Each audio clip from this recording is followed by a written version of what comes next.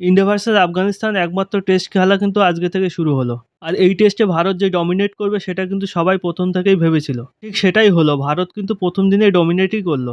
মল্লানপুর new চণ্ডীগড়ে কিন্তু ভারতীয় captain Shubman Gill প্রথমে টসে জিতে ব্যাট করার সিদ্ধান্ত নেয়। আর প্রথম দিনের খেলা শেষে ভারত ৩৬৮ রান করে ৩ উইকেট হারিয়ে। Welcome to my YouTube channel crazy for sports.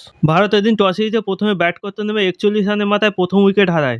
যশস্বী জয়সওয়াল এদিন শুরুটা ভালো করলেও মাত্র ২৪ রান করে আউট হয়ে যায়। এরপর সাই সুদর্শন আর কে রাহুলের মধ্যে ১৩৯ রানের এক বড় পার্টনারশিপ হয়। সাই সুদর্শন ৮১ রান করে আউট হয়ে যায়। বলা যায় নিজের প্রথম সেঞ্চুরিটা ফেলে আসে। ভারতীয় টেস্ট একাদশে কিন্তু ৩ নম্বর পজিশনে একটা সমস্যা তৈরি হয়েছে চেতেশ্বর পূজারা অবসর নেওয়ার পরে, কিন্তু এদিন সাই সুদর্শন কিন্তু অনেকটা সমাধান করে দিল ৮১ রান করে। তার এই ৮১ রানের ইনিংস দেখার পরে কিন্তু ভারতীয় কোচ বা সিলেক্টরে অনেকটা স্বস্তিতে থাকবে। সাই সুদর্শন আউট হয়ে গেলে কিন্তু কে রাহুল থেমে থাকেনি। শুভমান গিলের সাথে মাত্র ৬৭ রানের পার্টনারশিপ করলেও নিজের শতক তুলে নেন এদিন।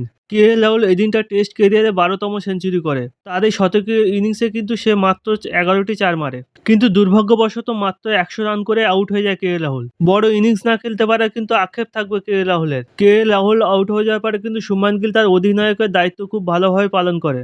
অধিনায়ক হিসেবে এদিন কিন্তু সে ৬ নম্বর সেঞ্চুরি করলো। আর এটি ছিল তার টেস্ট ক্যারিয়ারের ১১তম সেঞ্চুরি।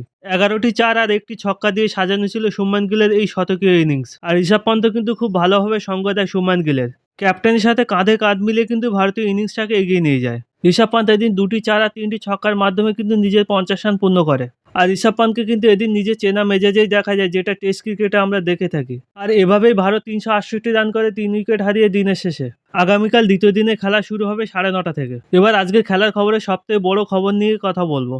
খারাপ ফর্মে থাকার জন্য সূর্যকুমার যাদবকে টি-২০ ক্রিকেট থেকে বাদ দিয়ে দেওয়া হলো। তো দীর্ঘদিন খারাপ ফর্মে থাকা নিজের বয়সের জন্য কিন্তু বাদ পড়লো টি-২০ ক্রিকেট থেকে। আর এটাই জানিয়েছেন প্রধান নির্বাচক অজিত আগারকার। আর দীর্ঘদিন ধরে একটা আলোচনা চলছিল যে শ্রেয়াস আয়ারকে কেন টি-২০ ক্রিকেটে ক্যাপ্টেন করা হচ্ছে না। আর আজ সেই অপেক্ষার অবসান হলো, কারণ শ্রেয়াস আয়ারকে কিন্তু আয়ারল্যান্ড আর ইংল্যান্ডের বিরুদ্ধে টি-২০ সিরিজে ক্যাপ্টেন করা হয়েছে। আর আয়ারল্যান্ড আর ইংল্যান্ডের যে দল ঘোষণা করেছে সেখানে আরও একটা বড় চমক হলো, বৈভব সূর্যবংশীকে কিন্তু সুযোগ দেওয়া হয়েছে। আর এটা কিন্তু বৈভব সূর্যবংশীর কাছে অনেক বড় একটা সুযোগ নিজেকে প্রমাণ করার জন্য। সূর্যকুমার যাদবের বয়স কিন্তু এখন ৩৬ আর শ্রেয়াস আয়ারের সেখানে ৩১। আর এই কথাই ভেবেই কিন্তু চিফ সিলেক্টররা কিন্তু তাকে ক্যাপ্টেন হিসেবে নিযুক্ত করেছে।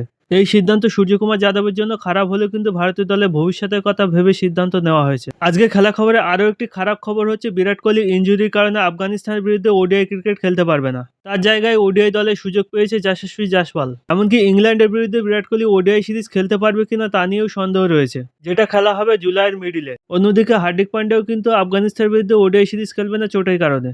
২০২৭ বিশ্বকাপ মাথায় রেখে কিন্তু তাকে কোনো টি-২০ দলেও রাখা হয়নি। এখন হার্দিক পান্ডিয়ার কাছে মূল লক্ষ্য ২০২৭ ওডিআই বিশ্বকাপ। অন্যদিকে আইপিএলে খারাপ পারফরমেন্সের পরেও কিন্তু এশিয়ান গেমসে জসপ্রীত বুমরা চান্স পেল।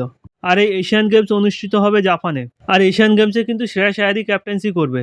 আর এশিয়ান গেমসে টি-২০ দলে কিন্তু বৈভব সূর্যবংশীকে রাখা হয়েছে। বৈভব সূর্যবংশীকে কিন্তু ইন্টারন্যাশনাল ক্রিকেটে নিজেকে প্রমাণ করার জন্য ভালো সুযোগ দেওয়া হলো। অন্যদিকে শ্রেয়াস আয়ারকে কিন্তু নিজেকে ক্যাপ্টেন হিসেবে প্রমাণ করার সুযোগ দেওয়া হলো। আর শ্রেয়াস আয়ার যে টি-২০ ক্রিকেটের জন্য যোগ্য ক্যাপ্টেন তা কিন্তু প্রমাণ করতেই হবে। চলো আজকের ভিডিও এই পর্যন্ত, দেখা হচ্ছে পরবর্তী কোনো ভিডিওতে।